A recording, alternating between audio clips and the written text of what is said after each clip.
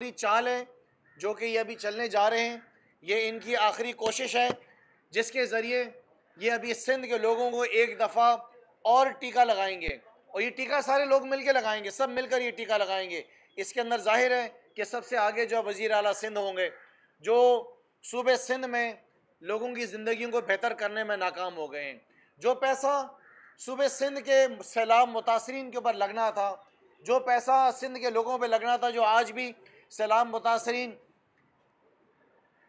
Road के किनारे पे बैठे हुए इस इंतज़ार में कि उनको टेंट मिल जाएं, उनको दवाइयाँ मिल जाएं, उनको राशन मिल जाएं, वो पैसा जो है अब लाहौर में ख़र्च किया जाएगा पीडीएम की हुकूमत बनाने के लिए। और सुनने में यह आ रहा है कि अब ये कश्मीर के अंदर भी इनका फैसला है कि कश्मीर में भी ये सौदेबाजी करेंगे। मैं पाकिस्तान की आवाम को बताना चाहता हूँ, इस रजीम चेंज के अंदर जो सबसे बड़ा किरदार है वो किरदार आसिफ अली जरदारी का है। उसके साथ नवाज शरीफ, शहबाज शरीफ तो हैं ही, लेकिन सबसे बड़ा किरदार आसिफ अली जरदारी का है, क्योंकि सिंध का पैसा जो है उस पैसे को खर्च किया जा रहा है अभी पंजाब के अंदर, वो पैसा खर्च किया जा रहा है कश्मीर के अंदर, और कोशिश की जा रही है कि केपी के अंदर भी ये तमाशा लगाया जाए। इस वक्त सूरत हाल अगर आप सूबे सिंध की देखेंगे तो मेरे ख्याल से पूरी दुनिया के अंदर आपको ऐसी मिसाल नहीं मिलेगी। इस वक्त सूबे सिंध के लोगों को, जहाँ पे आसिफ अली जरदारी की हुकूमत है, 70% लोगों के पास पीने का पानी नहीं है, ये आपको वाटर कमीशन बताता है। आज सिंध के अंदर बच्चों के पास स्कूल में तालीम नहीं है, लेकिन मंडी लगने जा रही है लाहौर के अंदर ताकि वहाँ पे हुकूमत गिराई जा सके और लोगों के ज़मीरों को ख़रीदा जा सके। आज सिंध में सेहत का निज़ाम तबाहाली का शिकार है।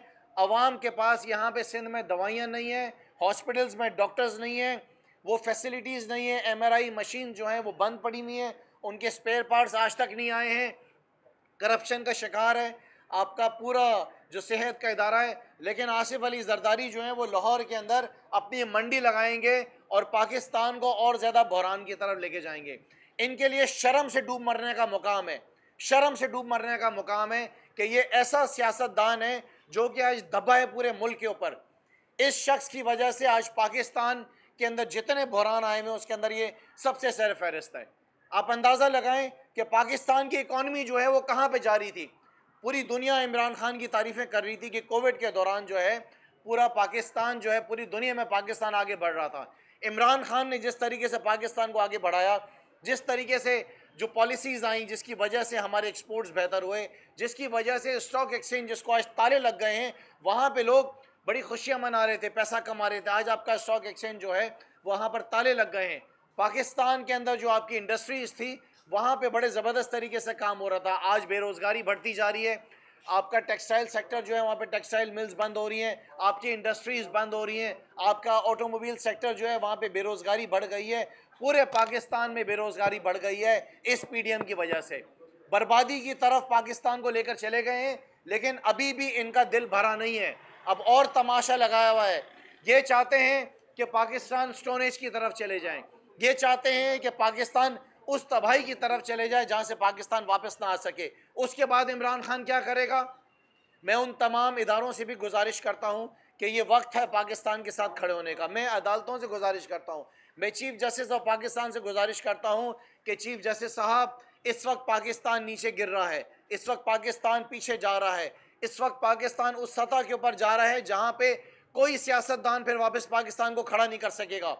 दुश्मन ममालिक जितने भी हैं, ये इस पूरे टोले के साथ जो कि पीडीएम का टोला है, जिसमें आसिफ अली जरदारी, शहबाज शरीफ, नवाज शरीफ, फजलुर रहमान, ये तीनों मिलकर मुल्क को तबाह कर रहे हो। चीफ जस्टिस साहब, आप बैठकर ये तमाशा देख रहे हैं। हम आपसे गुजारिश कर रहे हैं, हम आपके आगे हाथ जोड़ रहे हैं कि मुल्क को बचाएं, मुल्क को बचाने के लिए वो इकदाम उठाएं। पाकिस्तान को इस वक्त इलेक्शंस की ज़रूरत है। पाकिस्तान को इस वक्त एक ऐसी क़यादत की ज़रूरत है जिसके ऊपर दुनिया भर के जो ममालिक, जो हमारी फ्रेंडली कंट्रीज़ हैं, वो भरोसा करें। इनसे तो आज IMF और वर्ल्ड बैंक भी बात करने को तैयार नहीं है। जो हाल इन्होंने पाकिस्तान का कर दिया है, जो एक इस्लामाबाद की हुकूमत लेके बैठे हुए और साथ साथ ये सिंध की हुकूमत बैठे हुए, यहाँ तो लोगों की चीफ जस्टिस साहब चीखें निकली हुई हैं।